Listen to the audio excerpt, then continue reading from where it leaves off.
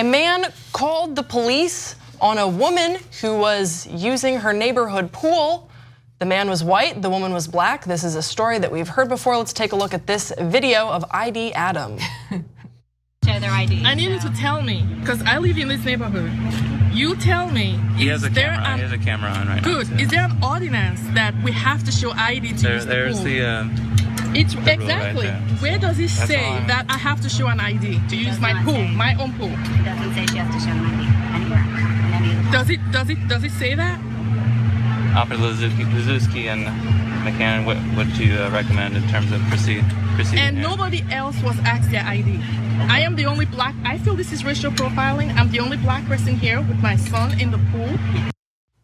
Oh my gosh, that is the voice of Jasmine Edwards that you're hearing in the video, being far more patient than, my God, than I feel right now. So here's what goes on. The video is about 4 minutes long. Eventually the man asks if maybe she has a key card and that she could demonstrate that the key card would work for her to get into the pool. Because the way that this pool works, there's a little thing that the card reads, and then you open a gate, it's fully gated around, and then you get in. And she hands it over to the officer, proves that the key card absolutely works.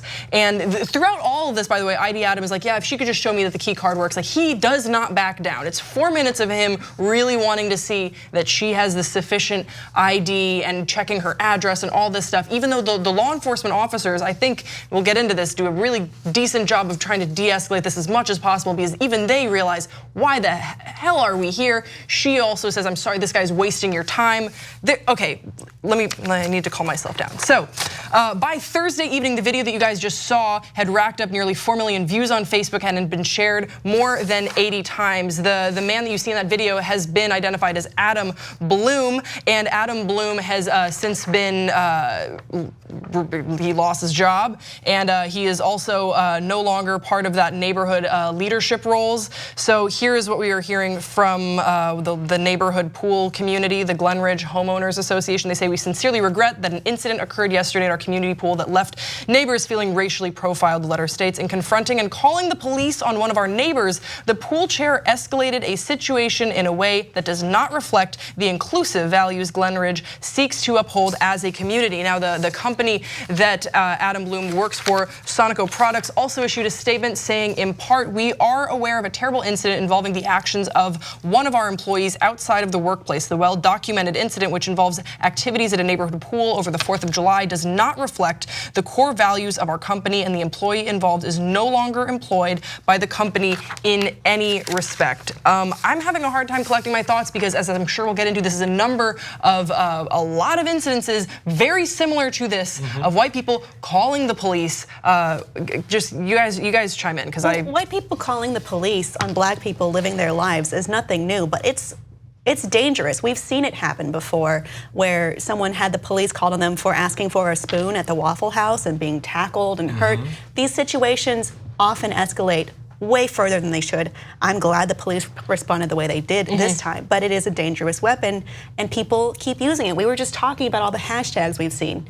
You know, we have ID Adam, Barbecue Becky, Permit Patty. It's kind of trying to enforce this idea that you need to prove you belong, and if you can't, you don't, because you're black. Right, so as a black man, I find it very hard to reconcile that people still don't think that racial profiling is a thing. Because if you read tweets and go online, you have these people that are like, that's not racial profiling. But yeah, that Adam guy, straight up bitch, and that is racial profiling. I want to give a hats off to Jasmine for knowing how to handle the situation, yes, for staying calm, for making sure it was documented visually, and for knowing her rights, you know, because there was a time I was racially profiled, and I got caught so off guard that I didn't know how to proceed without coming across as an angry black guy, or being seen as a threat, or being seen as putting the officer or whoever is racial profiling me in danger, because like you said, Kim, it could definitely escalate. And then to also lean on that, you have some cops who will show up and just add fuel to the fire. Yeah. You know, I think a young man was just tased today or over the weekend in St. Louis or in the Midwest, and he was just sitting on the sidewalk. He told him to sit and he sat. Yeah, Right. I know what you're talking about. So it's yes, people. Racial profiling is a thing, unfortunately, and it's happening more and more. Obviously, with these hashtags that keep just showing up week after week after week. So with these hashtags, what you see also is in some of the discussion, people are saying that there should be a fine for doing this. Like it shouldn't just be like the police leave and like, all right, well, we de-escalate a situation. She points out, and I really encourage you to watch Jasmine's full video because it sheds a light on what is happening.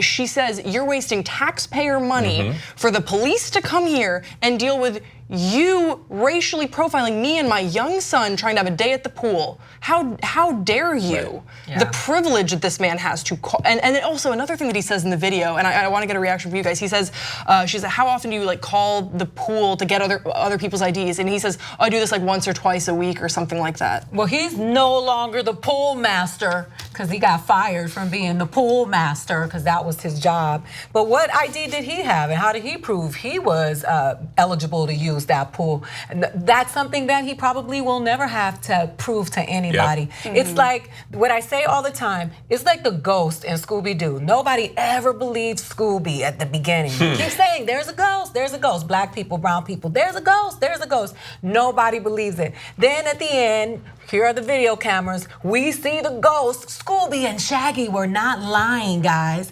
That is where we are. This has been happening forever. Listen, I got racially profiled in San Diego, and the only reason that the police officer left me alone was because he figured out that I was married to an NFL athlete. So that was my privilege in that moment. But had that not been the case, I could have had a potential issue on my hands. And I think as a mother of 2 black children, which I talk about all the time, because every single time my son leaves the door out the house or my daughter leaves out the house, I have to worry. Yeah. I have to worry that the wrong person, the woman across the street from where we live, was watching my son listening to music in his car. And I had to go outside and say, oh, you got to get in the house because if this racist lady calls the police on you, you may end up dead on this street. That's a shame. That is the reality that we have to live in, and we got to be real about this. And just know, white poor people, that after they get done with us, you're next.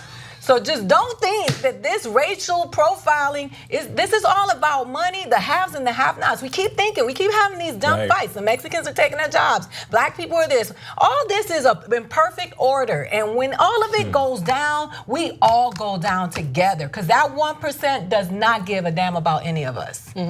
Tiring. It's just exhausting. But this privilege that these white people have when they think it's cool, you know that Tamir Rice got killed by the police. So when you call the police on these children, that is malicious and it's evil because that guy was like an attorney. You should have you should have the wherewithal to have a decent conversation with somebody that's different than you, whether you like them or not. You do not have to be ridiculous, and that is what this is. It is ridiculous. Right. That lady at that pool, she would have put her hands on my daughter. She would have met these hands because you will not touch my children and think that that's going to be okay. But what's sad about that, I'm sorry, Grace, is that if that would have happened, if that would have, you angry black woman. Yeah, of course. Violent black woman, and aggressive black woman. We have a right to be angry. I'm tired of people telling women and marginalized groups that we're angry. We have a right to be angry. They are mistreating us. We are not having a seat at the table and we're tired. And if you think that that is an issue, then there's something wrong with you. 2 easy ways to follow the Young Turks. One is hit the subscribe button down below.